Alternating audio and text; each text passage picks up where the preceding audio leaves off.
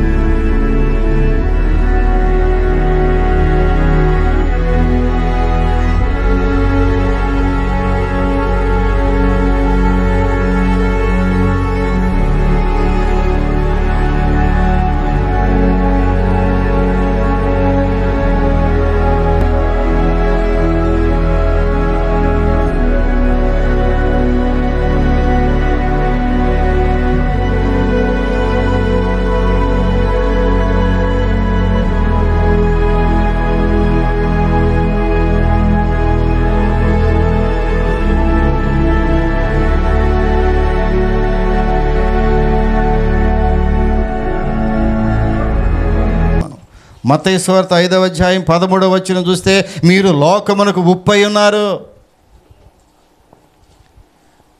మనలను దేవుడు ఉప్పుతో పోలుస్తున్నాడు. అమ్మా, మనలను దేవుడు మన జీవితమును ఉప్పుతో పోలుస్తున్నాడు. దేవుడు నువ్వెవరో తెలిసినా ఈ లోకానికి ఉప్పు. ఆ ఓట దగ్గరికి వెళ్ళి ఎలీషా అంటున్నాడు, ఆ ఉప్పును ఓటలో కలిపాడు, నీటి ఓటలో. నీవు లోకమునకు ఉప్పై ఉన్నావు. ఉప్పు నిస్సారమైతే అది దేని వల్ల సారం పొందును? అది బయట పారవేయబడి మనుషుల చేత త్రొక్కబడి కానీ మరి దేనికి నీ పనికిరాదు. ఉప్పులాగా ఉండాలి మనం. అన్నీ వేసి చూడండి, అన్నీ వేసి చూడండి. ఉప్పు ఈ మధ్య ఉప్పు తగ్గిస్తున్నారులే. తగ్గించారా అందరూ? అది ఉప్పు వాడొద్దు అంటున్నారు. అసలు తగ్గించడం కాదు అమ్మా, ఉప్పు తగ్గించడం కాదు, లేకుండా తినే పరిస్థితి చూడాలి. ట్రై చేయండి. ఉప్పు వల్ల ఆరోగ్యానికి ఏమి ఉపయోగం? అస్సలు లేదు, ఉపయోగం లేదు. పైగా నష్టం ఎక్కువ ఉంది అంటున్నారు ప్రియులారా. కానీ బైబిల్ చెబుతుంది మనము లోకమునకు ఉప్పు. ఉప్పు అంటే అది సారవంతమైంది, ఉప్పు రుచికరమైంది.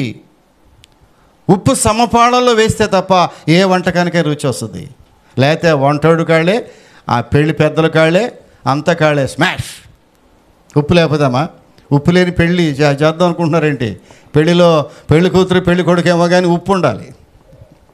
ఉప్పు లేకపోతే కష్టమే. ఆ ఉప్పు ఒకరోజు నిస్సారమైతే, ఉప్పులో సాల్టు ఆ ఉప్పదనం లేకపోతే, ఉప్పులో ఉప్పదనం లేకపోతే ఏవద్దు ఉప్పు అమ్మ పారేయటమేగా. పారేయట ఎక్కడ ఒప్పుకోరు. అది ఏ ఇంట్లో పడిన ఒప్పుకోరమ్మా. సెంటిమెంటు. ఉప్పు తీసుకోవటానికంట గుమ్మం దాటి బయటకు రావాలంటారు కొంతమంది. ఉప్పు ఏమో అప్పు ఇవ్వకూడదంటారు కొంతమంది. సెంటిమెంట్లు ఉప్పుతో చాలా భయంకరం ఉప్పు అమ్మ. కానీ నీవు ఎలా ఉండాలంటే లోకానికి ఉప్పుగా ఉండాలి, సంఘానికి ఉప్పుగా ఉండాలి. సంఘములో నీవు ఉప్పు వేసినట్టుగా సారవంతమైన మనిషిగా ఉండాలి.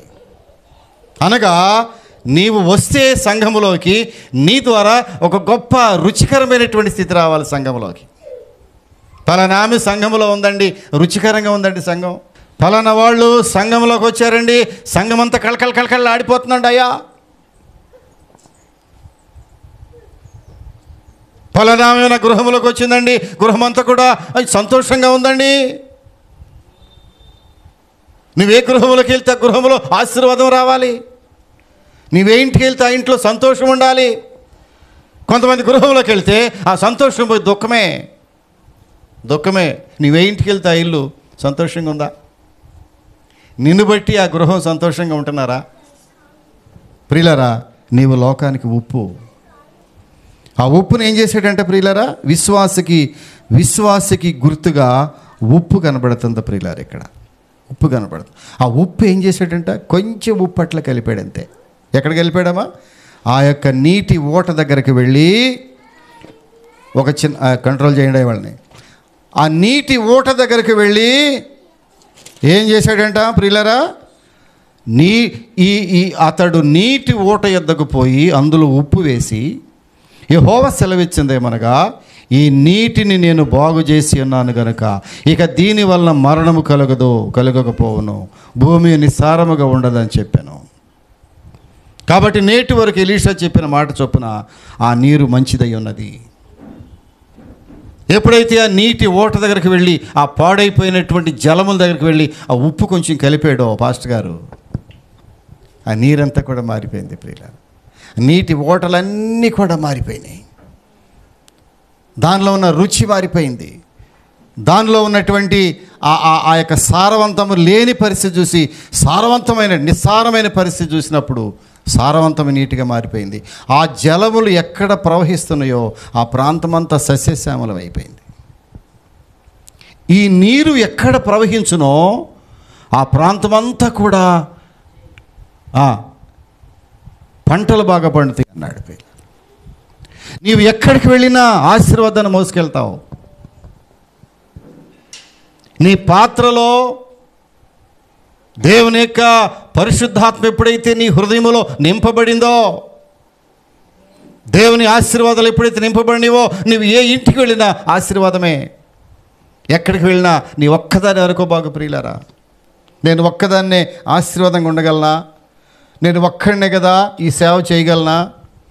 నేను ఒక్కదాన్నే కదా నా కుటుంబాన్ని కాపాడుకోగలనా? నేను ఒక్కదాన్నే కదా మందిరంలో నా వాళ్ళు ఏమవుద్ది అనుకుంటున్నావా? ప్రియులారా, ఆ రోజుల్లో ఏం జరిగిందో తెలిసిన? ఇవాన్ రాబర్ట్స్ అనేటటువంటి గొప్ప దైవజనుడు ఇవాన్ రాబర్ట్స్, ఎప్పుడది 1904వ సంవత్సరంలోనే, ఈ మధ్యకాలంలోనే 19వ శతాబ్దం. ఇవాన్ రాబర్ట్స్ వేల్స్ అని ఒక పెద్ద ఉద్యమం వచ్చింది ఇంగ్లాండ్ దేశంలో. వేల్స్ అనేటటువంటి పట్టణంలో గొప్ప ఉద్యమం వచ్చేసింది. ఆ ఉద్యమానికి కారణం ఏంటి తెలిసిన? అతడు ప్రార్థనలో రాత్రి 1 గంటకు 12 గంటలకు ప్రారంభించిన ప్రార్థన 1 గంట 2, 3, 4, 5, 6 గంటల వరకు ప్రార్థన ఎడతెగక చేసేవాడంట పట్టణంలో. వేల్స్ అనేటటువంటి పట్టణంలో 19వ శతాబ్దంలో ప్రియులారా గొప్ప ఉద్యమం వచ్చేసింది. ఇవాన్ రాబర్ట్స్ పెద్ద దైవజనుడు ఒక్కడే. అతని ప్రార్థన ఫలితముగా ఆ పట్టణంలో ఆ ఒక్క సంవత్సరంలోనే 1,00,000 మంది మారు మనసు పొందారు. చప్పట్లు కొట్టాలి ఒకసారి. ఒక్కడు చేసిన ప్రార్థన ఫలితముగా 1,00,000 మంది మారు మనసు పొందారు, బాప్తిసం తీసుకున్నారు. ఒక గొప్ప ఉద్యమపు ఆత్మ కెరటం వచ్చేసింది ఆ పట్టణం. ప్రియులారా, తర్వాత ఏం జరిగింది తెలిసిన? ఆ సంవత్సరంలో ప్రియులారా నవంబర్ 7వ తారీఖున చరిత్రలో జరిగినటువంటి సత్యాలు ఇవి ప్రియులారా. 1904వ సంవత్సరము నవంబర్ 7వ తారీఖున ప్రియులారా ఒక ఉద్యమపు జ్వాల అట్లా రగులుకొని ఆ పట్టణంలో, వేల్స్ సిటీలో ఈ బైబిల్ సొసైటీ బైబిల్స్ అమ్ముతారు కదా, బైబిల్ సొసైటీకి ఆర్డర్ పెడితే ప్రియులారా కొన్ని వేల లక్షల బైబిల్స్ ఆర్డర్ చేశారండి. మాకు ఇన్ని బైబిల్స్ కావాలి. 1,00,000 బైబిల్స్ ఒక్క పట్టణంలోనే, ఆ ఒక్క నెలలోనే 1,00,000 బైబిల్స్ కొన్నటువంటి పరిస్థితి ఒక ఉద్యమపు జ్వాలట్లో వచ్చేసింది దేవుని వాక్యం ద్వారా. ఒక్కడే. ఎవరతను? Evan Roberts. ఒక ఉద్యమపు జ్వాల అట్లా అంటుకుందంటే ఫైర్, దేవుని యొక్క శక్తి, దేవుని యొక్క అగ్ని ఆ పట్టణం మీద దిగొచ్చింది. ఒక్కడ చేసిన ప్రార్థన. చేస్తున్నావా నీ పేట కొరకు ప్రార్థన? చాలామంది ఏమనుకుంటున్నారంటే ఇంతమంది ఉండగా నా ప్రార్థన పనికొస్తుందా? ప్రియులారా, ముందే చెప్పాను, నీతిమంతుని ప్రార్థన ఎలా ఉంటుంది? బహుబలము కలదై ఉంటుంది. నీవు నీతి కలిగి ప్రార్థన ప్రారంభిస్తే ఒక స్థలము కొరకు, ఒక స్థలము, ఒక పేట కొరకు ప్రార్థన చేయటం ప్రారంభిస్తే మరి ఎన్ని గంటలు ప్రార్థన చేస్తున్నావో నాకు తెలియదు. ఈ యవనస్తుడు ఇవాన్ రాబర్ట్స్ అనే యవనస్తుడు గంటల తరబడి ప్రియులారా, నేను దేవుని సన్నిధిలో రాత్రి ఒక మాట ఇచ్చాను దేవునికి. ప్రభువా, నా ప్రార్థన సమయమును మీరే పెంచాలి, నేను పెంచలేకపోతున్నాను ప్రభువా. 1 గంట 2 గంటలు 3 గంటలు ప్రభువా నేనేం చేస్తున్నాను ఖాళీగా ఉండి ప్రార్థన చేయకుండా? నీ సమయం ఎలా గడుపుతున్నావో నాకు తెలియదు. ప్రార్థనలో గడపాలి కదా. ఒక అరగంట ప్రార్థనలో గడిపితే సరిపోద్దా? ఒకనాటి ప్రసవ వేదన ఒక జనమును కంటుకు చాలునా? ఒక్క ప్రసవ వేదన ఒక బిడ్డకే సరిపోద్ది, అది కూడా చాలదు. ఒక్క ప్రసవ వేదన ఒక బిడ్డకి సరిపోద్ది. ఇద్దరు బిడ్డలు కనాలంటే డబుల్ ప్రసవ వేదన కావాలి. ముగ్గురు బిడ్డలు కనాలంటే ఇప్పుడు ప్రసవ వేదన ఎందుకు, సిజేరియన్ అంటున్నావా? కాదు, బిడ్డను కనటానికి ప్రసవ వేదన కావాలి ప్రియులరా. ఒక జనమును కనాలంటే ఒకనాటి ప్రసవ వేదన సరిపోద్దా? బైబిల్ మాట ఇది. నీ పేటలో ఒక వ్యక్తి మారుమనసు పొందాలంటే నువ్వెంత ప్రసవ వేదన పడాలి? ప్రసవ వేదన కావాలి ఆత్మను సంపాదించాలంటే. ఒక కుటుంబాన్ని ప్రభు కొరకు జయించాలంటే ప్రసవ వేదన పడాలి. ఊరికి మా పేటలు ఎవరు రావట్లేదండి అయ్యా, మేము చెప్తే ఎవరు కదలట్లేదండి అయ్యా, ఈ మధ్య ఇదోడు మొదలెట్టారు, మేము చెప్తే ఎవరు ఉంటారు అన్నయ్య? ఏంటది? మేము చెప్తే ఎవరు వింటారా? చెప్పేది నువ్వు కాదమ్మా, నీలో దేవుని శక్తి ఉంటుంది. దేవుడే నీ తరపున మాట్లాడతాడు. నీవు చేయవలసింది తెలిసినా ప్రార్థన చేయాలి. నీ ప్రార్థన నీ కుటుంబాన్ని రక్షిస్తుంది అనేది గుర్తుపెట్టుకోవాలి. లూదియా ప్రార్థన చేసింది. లూదియా ప్రార్థన చేస్తే కుటుంబాన్ని మార్చుకుంది ప్రియులారా. మీకు తెలుసా, మా కుటుంబంలో మా వంశములో పెద్దన్నయ్య గారు ఒక్కడే మారు మనసు పొందాడు. మా పెద్దన్నయ్య ప్రసాదరావు గారు ప్రియులారా, తన 15వ ఏట తన జీవితాన్ని ప్రభువుకు సమర్పించాడు. 15వ ఏట రాత్రి ఒక బహిరంగ సభలో పెద్ద ఆయన మెడ్రాస్ నుంచి ఒక ఆయన ప్రసంగం చేస్తుంటే వెళ్ళి కూర్చున్నాను నేను కూడా. ఆ ప్రసంగంలో ఆయన మా పెద్దన్నయ్య గారి పేరు చెప్తున్నాడు. ఆయన ప్రసాదరావు గారు అని రాజమండ్రిలో ఆయన పేరు చెప్తుంటే ఆశ్చర్యపోయాను నేను. ఆ పెద్ద ప్రసంగంలో అన్నయ్య గారి పేరు విని సంతోషించాను నేను. 15వ ఏటనే మారుమనసు పొందాడు. మా ఇంటి మొత్తంలో అసలు మా వంశంలో మారుమనసు ఆయన ఒక్కడే మారుమనసు పొందాడు. యవ్వన కాలంలోనే ఇంటర్మీడియట్లో పియూసీ చదువుతుండగా మొదటి సంవత్సరంలోనే మారుమనసు పొందాడు. మేము అందరం చిన్న పిల్లలు. తర్వాత మా తల్లిదండ్రులు, ముఖ్యంగా మా నాన్నగారు, ఎరా నువ్వు ఇప్పుడే దేవుడు దేవుడు దేవుడు అంటున్నావు, చదువుకోవాలి కదా, నువ్వు చదువు ఏం చేస్తావు, దేవుడు దేవుడు అంటున్నావు. దేవుడే కాదు, అసలు ఎప్పుడు మందిరంలో పడి ఉండేవాడు బందర్లో ఏబేల్ గారి చర్చిలో. ఆయన ఊపిరి, ఆయన జీవితం మందిరమే, చర్చే, సమస్తము అసలు ఆ జీవితాన్ని అర్పించేశాడు దేవునికి. అంతే అర్పించేశాడు ప్రియుల.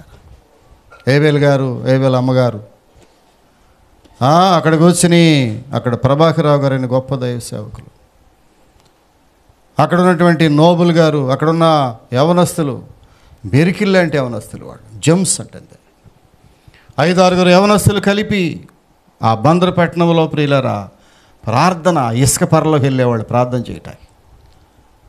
ఆ ఇసుక పర్రలో, ఆ చిలకలపూడి ఇసుక పర్రలోకి వెళ్ళిపోయి ఆ గిలకల దిండి బందరకోట ఆ ప్రాంతానికి వెళ్ళిపోయి ఆ ఇసుకలో సాయంత్రం అయిందంటే కాలేజీ వదిలిపెడితే చాలు ఇసుకలోకి వెళ్ళిపోయేవాళ్ళు.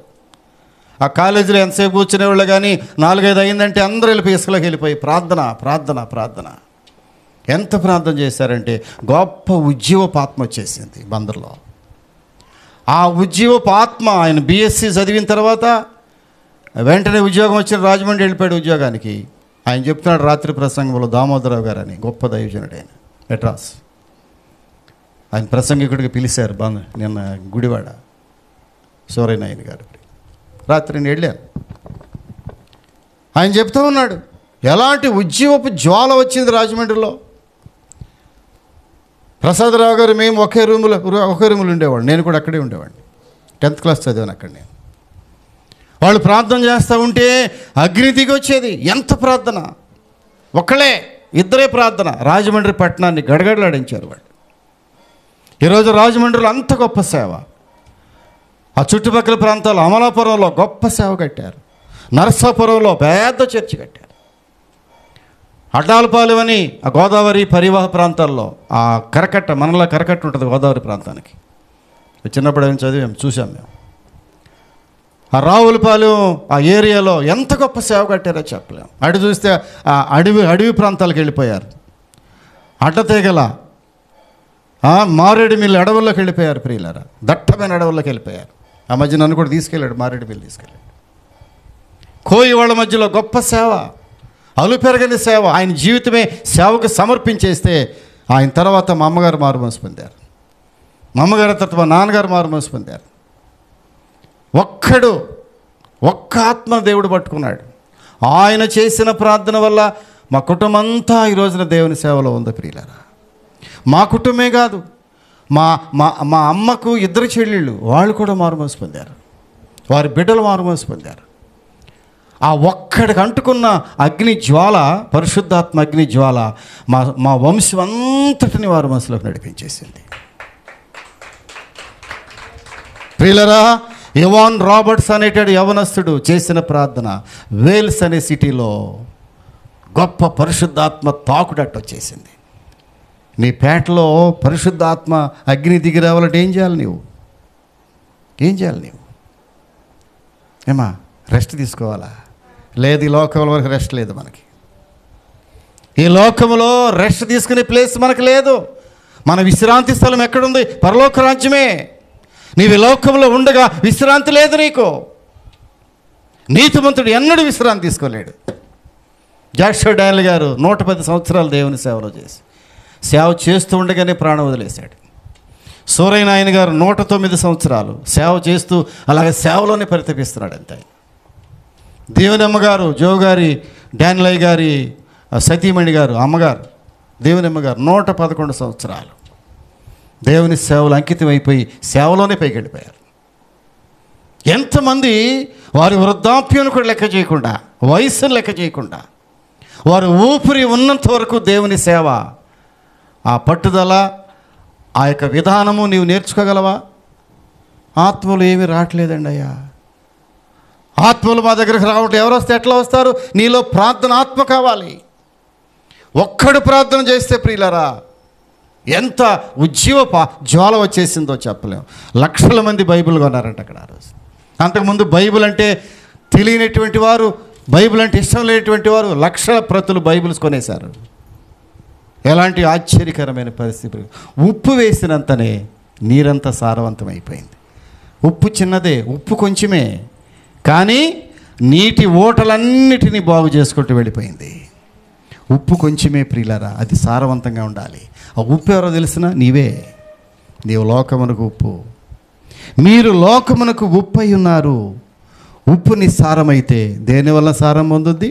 అది బయట పారవేయబడి మనుషుల చేత తొక్కివేయబట్టే కాక దేనికి నీ పనికిరాదంటాడు.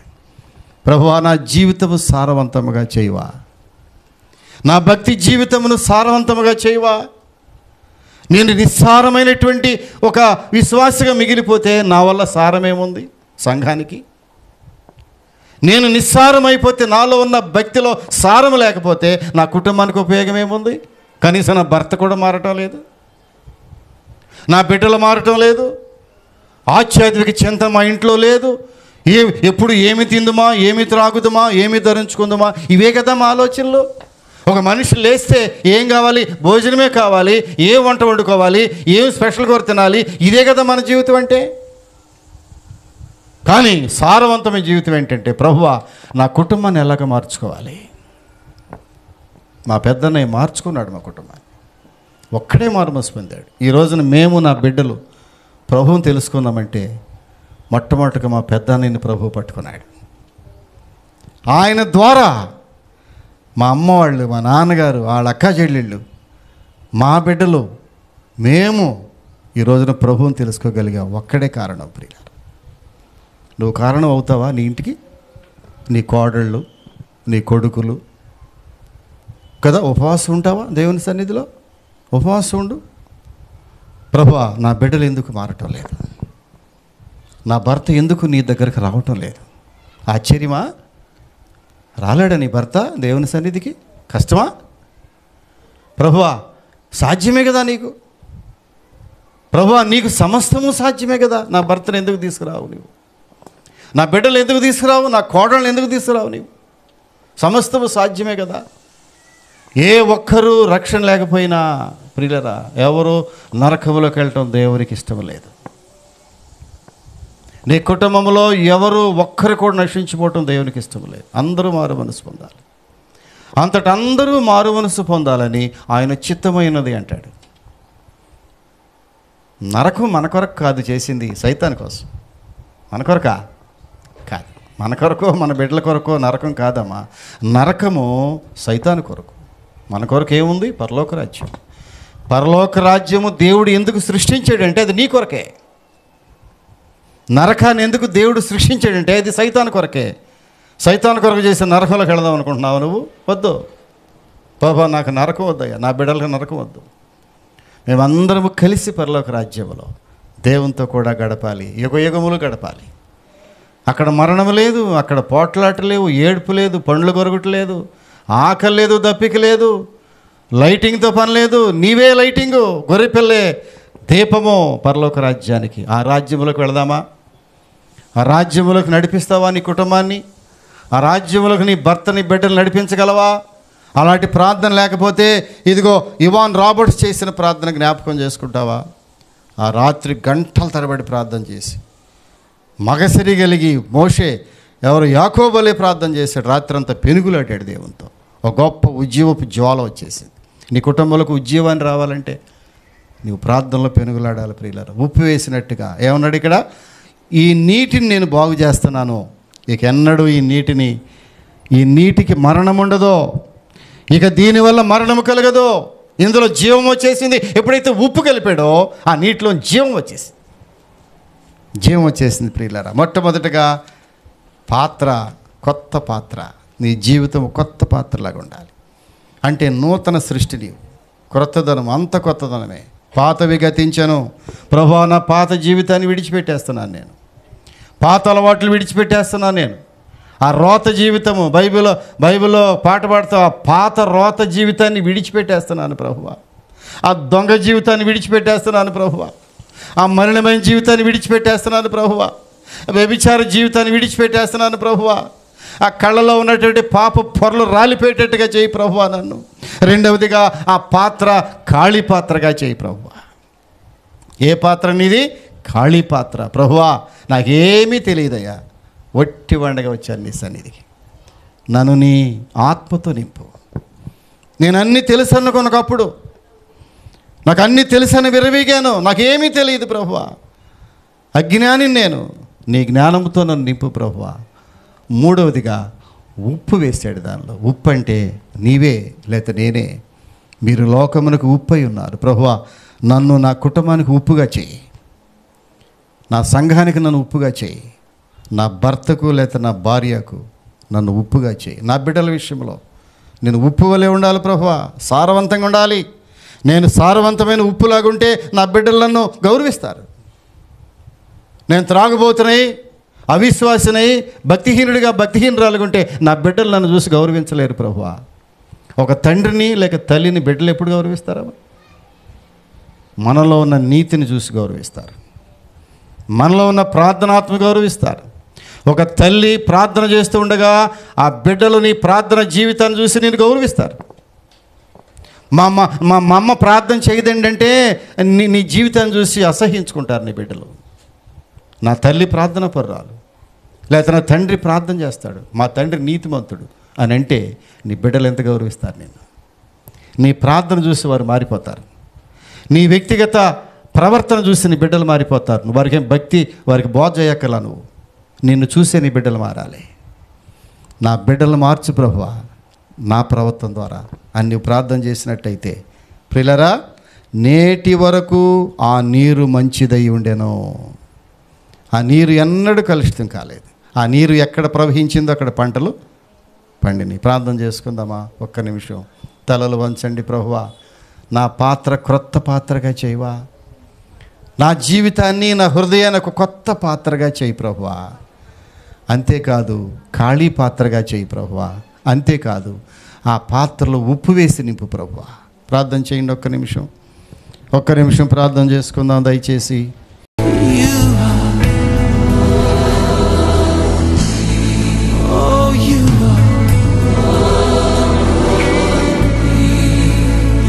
పరిశుద్ధుడా, ప్రేమ కలిగిన స్వామి, నీ పరిశుద్ధ పాదాలకు వందనాలు. మీరిచ్చిన మంచి వాక్యాన్ని బట్టి స్తుతిస్తున్నాం. ఎలీషా దగ్గరికి వచ్చినప్పుడు ప్రవక్త దగ్గరికి, ప్రభువా పట్టణం రమ్యముగా ఉంది కానీ నీటి ఓటలు పాడైపోయింది. ప్రభువా దైవజనుడు ఇచ్చిన సలహా మేరకు కొత్త పాత్ర, ఖాళీ పాత్రను తీసుకుని అందులో ఉప్పు వేసి పట్టరమన్నా. ప్రభువా ఆ నీటి ఓటలో ఉప్పు కలిపినప్పుడు ఓటలన్నీ బాగుపడినాయి.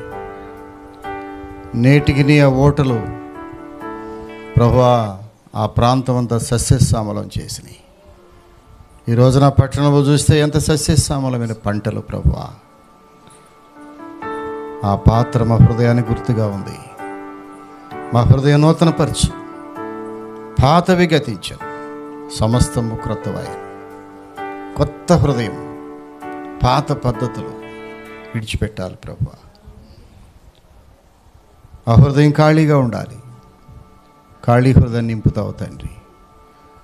ప్రభువా ప్రవక్తల శిష్యుల్లో తన భార్య అప్పుల పాలైపోయినప్పుడు ఖాళీ పాత్రలు తెమ్మన్నాడు భక్తుడు. ఆ ఖాళీ పాత్రలన్నీ నూనెతో నింపేశావు.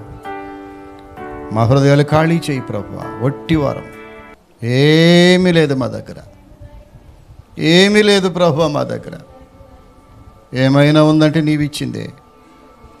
నీవు లేకుండా మేము సంపాదించింది ఏమీ లేదు ప్రభువా. ఖాళీ హృదయంతో వస్తున్నానయ్యా నీ సన్నిధి. నన్ను నింపండి. ఉప్పు వేసినట్టుగా మా జీవితాలు సారవంతంగా చేయండి. సారవంతమైన జీవితాలు మాకు నేర్పించండి. మా జీవితాలు మా కుటుంబానికి ఉపయోగపడాలి ప్రభువా. మా సారవంతమైనటువంటి భక్తి జీవితం మా సంఘానికి ఉపయోగపడాలి ప్రభువా. మా గృహంలో మా పెద్దన్నయ్యను ఒక్కడిని మార్చుకున్నారు మీరు. ఆయన సారవంతమైన జీవితమును మా వంశములో, మా కుటుంబాలు అన్నిటినీ మార్చేశాము. అలాంటి సారవంతమైన జీవితం బిడ్డలు చేయండి. ఉప్పు వేసినట్టుగా మా జీవితాలు పరిమళముగా చేయండి. ఉపయోగకరమైన పాత్రలుగా మమ్మల్ని చేయండి. అర్హమైన పాత్రలుగా మమ్మల్ని చేయండి. నీవు వాడుకునే పాత్రలుగా మమ్మల్ని మలచండి. పనికిమాలిన పాత్రలుగా మమ్మల్ని ఉంచనివ్వద్దు ప్రభువా. కొత్త పాత్రగా, ఖాళీ పాత్రగా, ఉప్పు వేసినట్టుగా సారవంతమైనటువంటి జీవితాలుగా మా జీవితాలు చేసి కృప చూపించండి. వాక్యమైన ప్రతి బిడ్డను మీరు టచ్ చేయండి. హృదయాలతో మీరు మాట్లాడారు. ఇంటికి వెళ్ళి ప్రభువా బిడ్డలు పశ్చాత్తాపముతో ఈ వాక్యాన్ని అమరవేసుకుని, ప్రభువా నా జీవితాన్ని సారవంతముగా చేయి ప్రభువా అని ప్రార్థనలో మొరపెట్టి ఆత్మ ప్రభువా దయచేయమని కూడా అడుగుచున్నాము. కృప చూపించండి దేవా. ఇదిగో తండ్రి, యోవాన్ రాబర్ట్స్ ఎలాగైతే రాత్రంతా పెనుగులాడి ప్రార్థన చేసి ఆ వేల్స్ పట్టణంలో ఒక గొప్ప ఉజ్జీవపు ఆత్మను తెచ్చాడో, మా బిడ్డలు కూడా ప్రార్థన ఆత్మ కలిగిన వారిగా చేయండి. గంటల తరబడి నీ సన్నిధిలో ప్రార్థన చేసే విశ్వాసాలుగా మమ్మల్ని చేయండి. మా బిడ్డలకు ప్రార్థన నేర్పించండి. మా కుటుంబానికి ప్రార్థన నేర్పించండి. ప్రార్థన ద్వారా కుటుంబాన్ని కట్టుకునే ఆ గొప్ప అంశమును మా బిడ్డలకు నేర్పించండి. నాకును నేర్పించండి. ఈ వాక్యానికి ముద్ర వేసి కృప చూపించండి. యేసు నామమున అడుగుచున్నాము తండ్రి. ఆమేన్.